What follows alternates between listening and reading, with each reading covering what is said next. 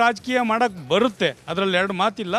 ಅವ್ರಿಗೂ ಹೃದಯವಂತಿಕೆ ಇದ್ದಿದ್ದಕ್ಕೇ ಜನ ಇಷ್ಟು ವರ್ಷ ಅವ್ರನ್ನ ಮೆಚ್ಚಿ ಗೆಲ್ಸಿ DCM ಮಾಡಿರೋದು. ಸೊ ಅದನ್ನ ನೋಡೋಣ.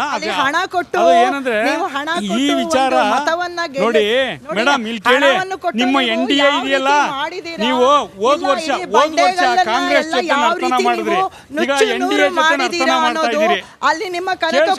ಹೋದ್ ಸಲ NDA ಜೊತೆ ನರ್ತನ, ಹೋದ್ ಸಲ ಕಾಂಗ್ರೆಸ್ ಜೊತೆ ನರ್ತನ ಮಾಡಿದ್ರಿ. DK ಶಿವಕುಮಾರ್ ಅವ್ರ ಹತ್ರ ಬಂದು ನಿಮ್ಮ HD ಕುಮಾರಸ್ವಾಮಿ ಅವರು ಎರಡೆತ್ತು ತರ ಬ್ರದರ್ ಸ್ವಾಮಿ ಬ್ರದರ್ ನೀವು ಅಂತ ಹೇಳಿದ್ರು. ಆಯ್ತಾ, ಇದೆಲ್ಲ ಇರ್ಲಿ. ಸೂಕ್ಷ್ಮತೆ ಇದೆ, ಸೂಕ್ಷ್ಮತೆ ಇದೆ, ಗಮನಿಸಿ. ಇವತ್ತು ದೇಶದ ನೋಡಿ, ಇಂಡಿಯಾ ಒಕ್ಕೂಟ 224, NDA 289.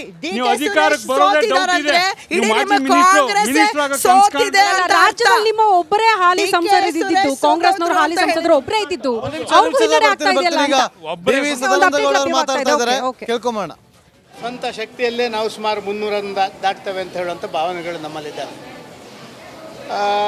ಒಂದಷ್ಟು ಸಣ್ಣ ಪುಟ್ಟ ಏರುಪೇರುಗಳು ಬೇರೆ ಬೇರೆ ಕಡೆಗಳಲ್ಲಿ ಆಗ್ತಾ ಇರುವಂಥದ್ದು ನಿರೀಕ್ಷೆಯ ಮಟ್ಟಕ್ಕಿಂತ ಸ್ವಲ್ಪ ಹಿನ್ನೆಲೆಯಲ್ಲಿ ನಾವು ಇದ್ದೇವೆ ಅಂತ ಹೇಳುವಂಥದ್ದು ಸತ್ಯ.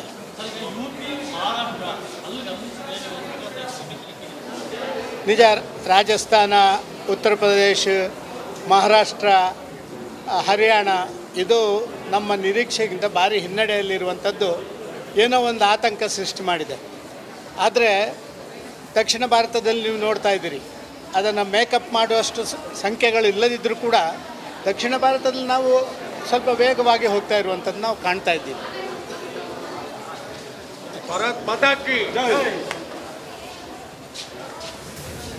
224 ಕ್ಷೇತ್ರಗಳಲ್ಲಿ ಇಂಡಿ ಮೈತ್ರಿಕೂಟ 224, NDA 290 ಕ್ಷೇತ್ರಗಳಲ್ಲಿ ಸದ್ಯಕ್ಕೆ ಮುನ್ನಡೆಯನ್ನ ಕಾಯ್ದುಕೊಂಡಿರೋದು ದೊಡ್ಡ ಏಟು.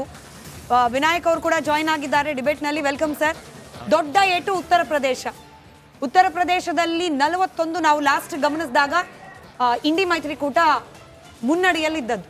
ಇದನ್ನ ಹೊರತುಪಡಿಸಿ ಬೇರೆ ಏನಾಗಿರಬಹುದು ಅಂತ ಈ ರೀತಿಯ ನಂಬರ್ ಫಾಲ್ ಡೌನ್. ನಾನು ಮೊನ್ನೆನೇ ನಿಮ್ಮ ಚಾನಲಲ್ಲಿ ಮಾತಾಡ್ತಾ ಹೇಳಿದೆ, ಜನ ಕೆಲಸ ಆದಮೇಲೆ ನಿಮ್ಮ ಸ್ವಲ್ಪ ಮಟ್ಟಿನ ಹಿನ್ನಡೆ ಆಗುತ್ತಾ ಅಂತ ಹೇಳುವಂಥದ್ದು ನಾವು ಈ ಅರ್ಲಿ ಕೌಂಟಿಂಗ್ನಲ್ಲಿ ನಮಗೆ ಬರ್ತಾ ಇರುವಂಥ ಕಲಬುರಗಿ, ಬೀದರ್ ಮತ್ತು ಚಾಮರಾಜನಗರ ನಿಜ.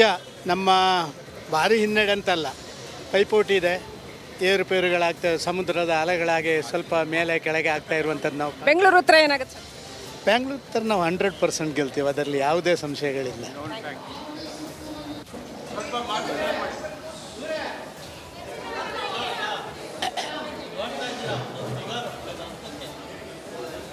ಸರ್, ನಮಗೆ ನಾನು ಹೇಳ್ತಾ ಇದ್ದೆ, it is too early to predict ಅಂತ ಹೇಳುವ. ನಿಮಗೆ ಎಲ್ಲ ವೀಕ್ಷಕರಿಗೆ ಒಂದು ಮಾಹಿತಿ ಕೊಡ್ತೀನಿ, ಆಮೇಲೆ ಎಲ್ಲ ಪ್ಯಾನಲಿಸ್ಟ್ಗಳಿಗೆ ಮಾಹಿತಿ ಕೊಡ್ತಾ ಇರ್ತೀನಿ. ಒಂದು, ಇದು ಚುನಾವಣಾ ಆಯೋಗ ಹೇಳಿರುವಂಥದ್ದು. ಅಂದರೆ ಈಗ ನಾವು NDA ಆಮೇಲೆ ಕಾಂಗ್ರೆಸ್ ಎಲ್ಲ ಕೊಡ್ತಾ ಇದ್ದೀವಿ. BJP 217 ಕ್ಷೇತ್ರಗಳಲ್ಲಿ ಈಗ ಮುನ್ನಡೆಯಲ್ಲಿದೆ. BJP 217 ಕ್ಷೇತ್ರಗಳಲ್ಲಿ ಮುನ್ನಡೆಯಲ್ಲಿದೆ. ಇದು ಅಕ್ಯುರೇಟ್ ಆಗಿರುವಂಥದ್ದು. ಕಾಂಗ್ರೆಸ್, ನಾಟ್ ಇಂಡಿ, ಕಾಂಗ್ರೆಸ್ 78 ಕ್ಷೇತ್ರಗಳಲ್ಲಿ ಮುನ್ನಡೆಯಲ್ಲಿದೆ. ಕಾಂಗ್ರೆಸ್ 78 ಕ್ಷೇತ್ರ. ಸಮಾಜವಾದಿ ಪಾರ್ಟಿ 29 ಕ್ಷೇತ್ರಗಳಲ್ಲಿ ಮುನ್ನಡೆಯಲ್ಲಿದೆ. 29. ಆಲ್ ಇಂಡಿಯಾ ತೃಣಮೂಲ್ ಕಾಂಗ್ರೆಸ್ 16 ಕ್ಷೇತ್ರಗಳಲ್ಲಿ ಮುನ್ನಡೆಯಲ್ಲಿದೆ. DMK 13 ಕ್ಷೇತ್ರಗಳಲ್ಲಿ ಮುನ್ನಡೆಯಲ್ಲಿದೆ. ಜನತಾದಳ್ ಯುನೈಟೆಡ್ JDU ನಿತೀಶ್ ಕುಮಾರ್ ಅವರದು, ಇದು 10 ಕ್ಷೇತ್ರಗಳಲ್ಲಿ ಮುನ್ನಡೆಯಲ್ಲಿದೆ. ಯುವಜನ ಶ್ರಮಿಕ ರೈತ ಕಾಂಗ್ರೆಸ್ 5 ಸೀಟು. ಆಮ್ ಆದ್ಮಿ ಪಾರ್ಟಿ 4 ಸೀಟಲ್ಲಿ ಮುನ್ನಡೆ. ರಾಷ್ಟ್ರೀಯ ಜನತಾದಳ್ RJD ಲಾಲು ಅವ್ರದ್ದು 3 ಕ್ಷೇತ್ರಗಳಲ್ಲಿ ಮುನ್ನಡೆಯಲ್ಲಿದೆ. ಎಸ್, ಮಾತಾಡ್ತಾ ಇದ್ರಿ ವಿನಾಯಕ್. ಜನ ಈಗ ಎಲ್ಲರೂ ಏನು ನಿರೀಕ್ಷೆ ಮಾಡಿದ್ರು ಅಂದರೆ ರಾಮ ಮಂದಿರ ಆಯಿತು, ಹಾಗಾಗಿ ಉತ್ತರ ಪ್ರದೇಶದಲ್ಲಿ ಏನು ಸಂಪೂರ್ಣ ಅವರು ಸ್ವೀಪ್ ಆಗುತ್ತೆ ಅಂತ ಏನು ಪ್ರೆಡಿಕ್ಷನ್ ಮಾಡಿದರು. ಬಟ್ ಸಾಮಾನ್ಯವಾಗಿ ನಮ್ಮ ರಾಜಕಾರಣಿಗಳು ಯಾಕೆ ಕೆಲಸ ಮಾಡಲ್ಲ ಅಂದರೆ ಇದೇ ಕಾರಣಕ್ಕೆ. ಒಂದ್ಸರಿ ಕೆಲಸ ಆದಮೇಲೆ ಜನ ಓಟ್ ಹಾಕಲ್ಲ ನಿಮಗೆ. ಅದಕ್ಕೆ ಅವರು ಲಾಂಗ್ ಟರ್ಮ್ ಪ್ರಾಜೆಕ್ಟನ್ನೇ ಹಾಕೊಂಡ್ಬಿಡ್ತಾರೆ, ಒಂದು 25 ವರ್ಷ 20 ವರ್ಷ ಅಂತ. ಆವಾಗ 20 ವರ್ಷ ನಿಮ್ಗೆ ಜನ ಓಟ್ ಹಾಕ್ತಾ ಇರ್ತಾರೆ ಆ ಕೆಲಸಕ್ಕೋಸ್ಕರ. ಕೆಲಸ ಆದ್ಮೇಲೆ ಓಟ್ ಹಾಕಲ್ಲ. ಏನ್ರಿ ವಿನಾಯಕ್ ಅವರೇ, ಮಹಾ ರಹಸ್ಯವನ್ನು ಬಿಚ್ಚಿಟ್ಬಿಟ್ರೆ ನೀವು. ಇವರ ಪ್ರಕಾರ, ನಿಮ್ಮ ಪ್ರಕಾರ ಏನಂತಂದ್ರೆ ಇದನ್ನ ರಾಮ ಮಂದಿರ ರೆಡಿ ಆಗ್ಬೇಕಾಗಿತ್ತು, ಉದ್ಘಾಟನೆ ಎಲೆಕ್ಷನ್ ಆದ ನಂತರ ಆಗಬೇಕಾಗಿತ್ತು ಅನ್ನೋ ರೀತಿಯಲ್ಲಿ ಆಗಲ್ಲ. ನಮ್ಮ ಜನರ ಮೆಂಟಾಲಿಟಿ ಆಗಿ ಏನು ಅಂತಂದ್ರೆ ಒಂದ್ಸರಿ ಕೆಲಸ ಆದ್ಮೇಲೆ ಆ ಕಾರಣಕ್ಕೆ ನಿಮ್ಗೆ ಓಟ್. ಈಗ ಉದಾಹರಣೆಗೆ ರಾಜ್ಯದಲ್ಲಿ ಇವರು ಗ್ಯಾರಂಟಿಯಿಂದ ಎಲ್ಲ ಬಂದ್ಬಿಡುತ್ತೆ ಅಂತ ಇದ್ರಲ್ಲ. ಹೇಳ್ಬಿಡ್ತೀನಿ, ಆದ್ರೆ ವಿಶ್ವೇಶ್ವರ ಭಟ್ರು ಒಂದು ಡೈಲಾಗ್ ಹೇಳ್ಬಿಡ್ತೀನಿ. ಅದರಲ್ಲಿ ನಿಮಗೆ ಯಾರಾದರೂ ಒಂದು ಕೆಲಸ ಆಗಬೇಕು ಅಂದ್ರೆ ನಿಮ್ಗೆ ಫೋನ್ ಮಾಡಿರ್ತಾರಂತೆ. ಫೋನ್ ಮಾಡುವಾಗ ನೀವು ಅದಕ್ಕೆ ಏನಾದರೂ ಒಂದು ವ್ಯವಸ್ಥೆ ಮಾಡಿ ಕೆಲಸ ಮಾಡಿರ್ತೀರಿ ಅಂತೇಳಿ. ಈಗ ಅದು ಕೆಲಸ ಆಗಿದೆಯಾ ಆಗಿಲ್ವಾ ಅಂತ ಹೆಂಗೆ ಲೆಕ್ಕ ಹಾಕೋದು ಅಂತಂದ್ರೆ, ಯಾರು ನಮಗೆ ಫಸ್ಟ್ ಫೋನ್ ಮಾಡಿರ್ತಾನೆ ಅವನು ವಾಪಸ್ ಫೋನ್ ಮಾಡಿಲ್ಲ ಅಂತಂದ್ರೆ ಕೆಲಸ ಆಗಿದೆ ಅಂತ ಲೆಕ್ಕ. ಅವನು ವಾಪಸ್ ಫೋನ್ ಮಾಡಿದ್ರೆ ಇನ್ನು ಕೆಲಸ ಆಗಿಲ್ಲ ಅಂತ ಲೆಕ್ಕ. ಹಾಗೆ ನೋಡಿ, ನರೇಂದ್ರ ಮೋದಿ ಅವ್ರಿಗೂ ಮತ್ತು ಭಾರತೀಯ ಜನತಾ ಪಕ್ಷದ ಮೂಲ ಕಾರ್ಯಕರ್ತರಿಗಿದ್ದು ವ್ಯತ್ಯಾಸ ಅಂತಂದ್ರೆ, ನರೇಂದ್ರ ಮೋದಿ ಪ್ರಧಾನಮಂತ್ರಿಯಾಗಿ ಮಾಡಿದ ಮೊಟ್ಟ ಮೊದಲ ಸ್ವಾತಂತ್ರ್ಯೋತ್ಸವ ಭಾಷಣದಲ್ಲೇ ವಿವೇಕಾನಂದರನ್ನು ಕೋಟ್ ಮಾಡಿಬಿಟ್ಟು ದೇವಾಲಯಕ್ಕಿಂತ ಶೌಚಾಲಯ ಮುಖ್ಯ ಅಂತಂದ್ರು. ಅವತ್ತೇ RSSನವ್ರಿಗೆ ದೊಡ್ಡ ಆಘಾತ ಆಗಿರುತ್ತೆ.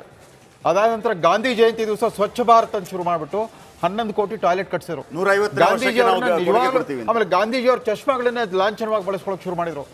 ಅಲ್ಲಿಂದ ಮೋದಿಗೂ RSSಗೂ ಸಂಘರ್ಷ ಆಗ್ತಾ ಇತ್ತು. ಬಹುಶಃ ಇದು ರಿಯಲೈಸ್ ಆಗೋ ರಾಮ ಮಂದಿರದ ಬಗ್ಗೆ ಅವ್ರು ಆತರ ಮಾಡ್ಲೇ ಇಲ್ಲ. ಸುಪ್ರೀಂ ಕೋರ್ಟ್ ತೀರ್ಪು ಬರ್ಲಿ ಅಂದ್ರು. 6.5 ವರ್ಷ ನಂತರ ತೀರ್ಪು ಬಂತು. ತೀರ್ಪು ಬಂದ ದಿವಸ ಯಾರು ವಿಜಯೋತ್ಸವ ಬಾಜಾ ಭಜಂತ್ರಿ ಮಾಡಿಕೊಡುದು ಅಂತ ಹೇಳಿದ್ರು. ಅದ್ರ ಶಿಲಾನ್ಯಾಸ ಕೂಡ ಒಂದು ಯಾವುದೋ ಟಿವಿ ರಿಯಾಲಿಟಿ ಶೋ ತರ 1 ತಾಸು ಮಾಡಿ ಮುಗಿಸ್ಬಿಟ್ಟಿದ್ರು. ಆಮೇಲೆ ರಾಮ ಮಂದಿರ ಪ್ರಾಣ ಪ್ರತಿಷ್ಠಾಪನೆ ಮಾಡಿದ ದಿವಸ ರಾಮ್ ಏಕ್ ವಿವಾದ್ ನಹಿ ಸಮಾಧಾನ ಅಂತ ಒಂದು ಹೊಸ ಸಂದೇಶ ಕೊಟ್ಟರು. ಬಟ್ ನಿಮಗದು